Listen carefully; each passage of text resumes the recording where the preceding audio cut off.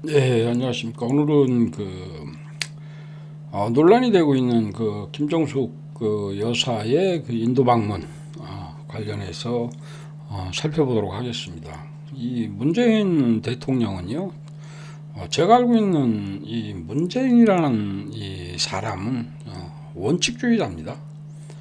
뭐 주위에서 볼 때 참 답답할 만큼 원칙을 중시하는 그런 사람이죠.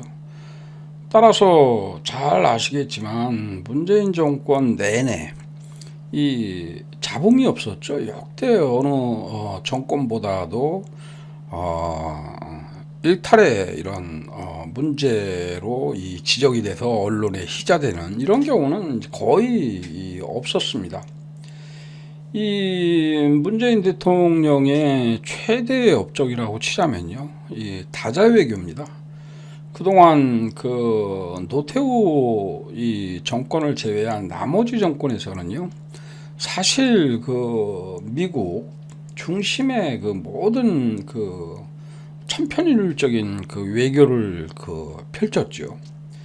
이 동남아시아에 대한 홀대는요, 서방뿐만이 아니고 우리나라도 역시 마찬가지였죠. 근데 사실 동남아에서 지금 한류 열풍이 대단하잖아요. 사실 기반 같은 경우 기반을 다진 것은 문재인 대통령이라고 보시면 됩니다. 이 싱가포르가 아세안의 대표적인 국가죠. 그리고 이 문재인 정권에서 이름 붙여진 신남방 외교, 인도 같은 경우에 가지고 있는 잠재력뿐만이 아니고요. 경제 성장의 속도도 지금 엄청나죠. 그래서 인도와 아세안을 중심으로 하는 이 신남방 정책이 상당한 성과를 거뒀고요. 이거는요, 어떤 측면에서도 상당한 일리가 있냐면요, 이 한미일 연합을 추구하는 미국의 의도, 여기에 대항하는 또 또 다른 의미를 가지고 있습니다.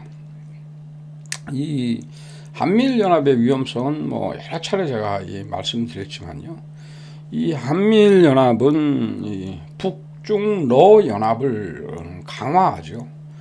이 단순히 한미일 어떤 외교적 어떤 수사적 차원에 있어서의 어떤 이 강화가 아니고요. 이 군사 동맹을 미국은 원하고 있는 거잖아요. 그죠? 이 미국의 제국주의적인 이 본성, 뭐 세계에서 으뜸의 나라라고 보시면 됩니다.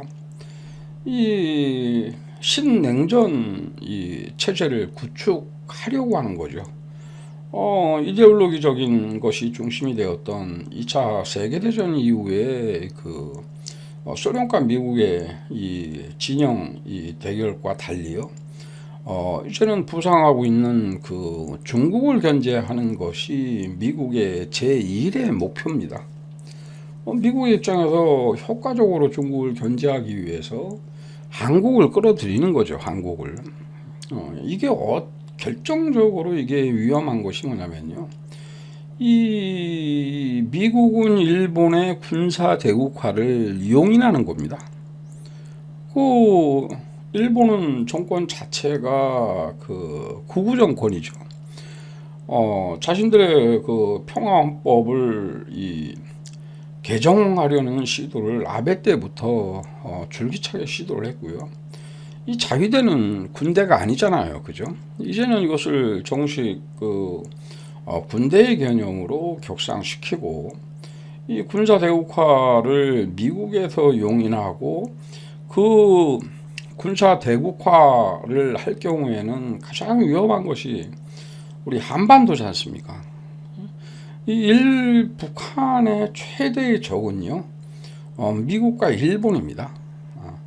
그나마 뭐 미국은 떨어져 있는 나라지만요, 이 유사시에 그 미국과 일본과 북한의 전쟁이 일어날 수도 있는 거죠. 그럼 남한은 멀쩡하겠습니까? 남한도 똑같이 이 전쟁에 끌려 들어갈 수밖에 없는 거잖아요. 일본의 군사대국화는 이 한반도 전체에 상당한 그 위협이 되는 겁니다. 그것을 미국이 인정하고 오히려 부추기고 한국까지 끌어들여서 이 중국을, 뭐 물론 러시아도 마찬가지겠죠.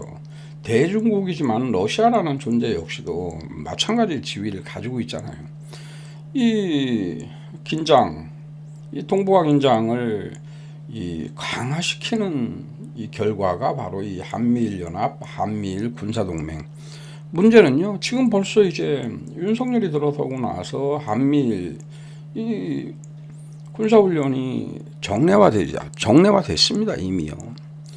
이 문재인 대통령은요, 실제로 이 신남방 정책, 뭐 경제 통상적인 이런 효과도 있지만요, 이 타자 외교를 통해서 이 한반도에 특히 한국의 위상을 이 동북아 동남아에서 공고히 하는 이런 부분에 있어서도 미국에 대항하는 측면에서도 또 독자적인 그 외교 노선을 구축하는 차원에서도 상당한 그 의미가 있었죠. 이 따로 이 김정숙 그 여사가 그 인도 방문할 때 뭐 기내식부터 시작을 해서 뭐 타지마할을 왜 방문했느니, 이 타지마할은요, 인도가 자랑하는 그 세계적인 그 문화유산이죠. 그래서 이 인도는요, 이 각국의 이 사절단 내지는 그 정상의 외교시요, 타지마할을 이 방문하는 것을 적극적으로 문재인 대통령은 권하죠. 문재인 대통령은 가지 못했고요. 김정은 여사는 방문을 했었죠. 굉장히 중요한 그 외교 통상의 그 파트너가 그 인도거든요. 이 국힘에서 제기하는 기내식 6천만 원이요. 까면 되는 문제입니다. 까면 되는 문제고요. 이 기본적으로 기자들부터 시작해서 수행원들, 그리고 그것을 당시 대한항공, 전세기가 대한항공이었죠. 쉽게 밝혀질 문제입니다. 그것을 염치 없이 김정숙 여사를 김건희의 지금 리스크를 덮고자 하는 거잖아요. 참 염치 없는 이 DNA는요, 이게 뭐 하루 이틀의 얘기가 아니죠. 이 노태우 대통령하고 고르바초프 이 회담, 이 모습입니다. 제가 이 문재인 대통령의 신남방 외교의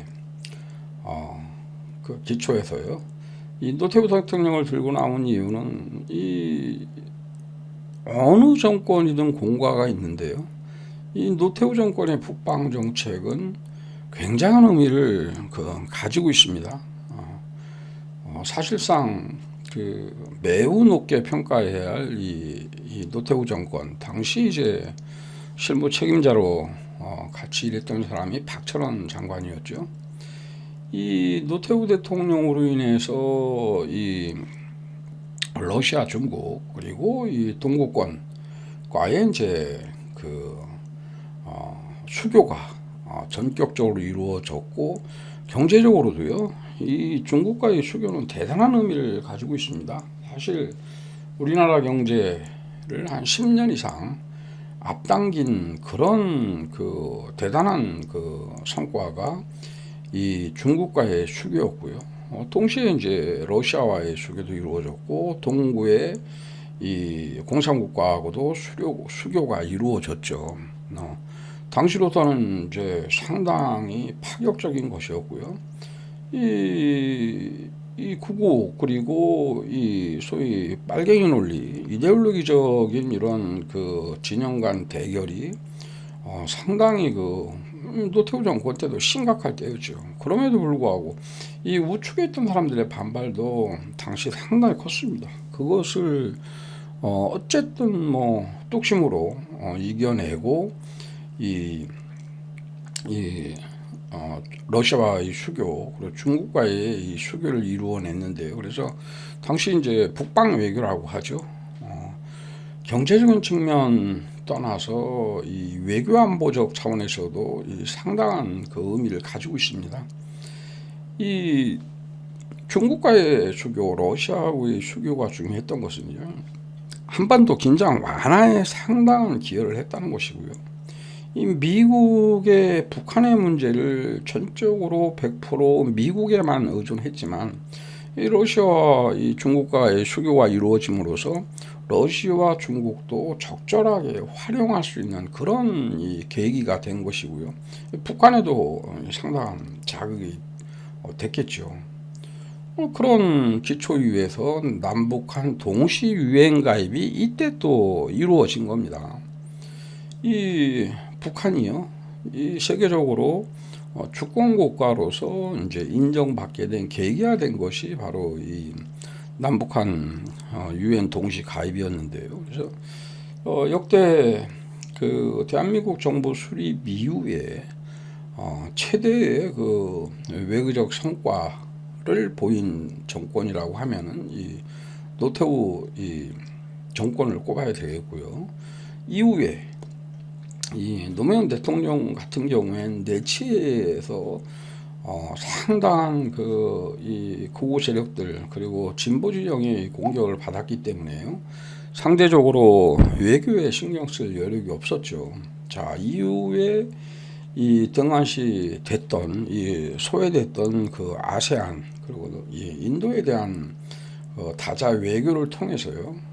안보적 측면뿐만이 아니고 경제 통상적 차원에서 일대 획을 그은 것이 이 문재인 정권이라고 생각을 합니다. 이 정도로 마치겠습니다. 감사합니다.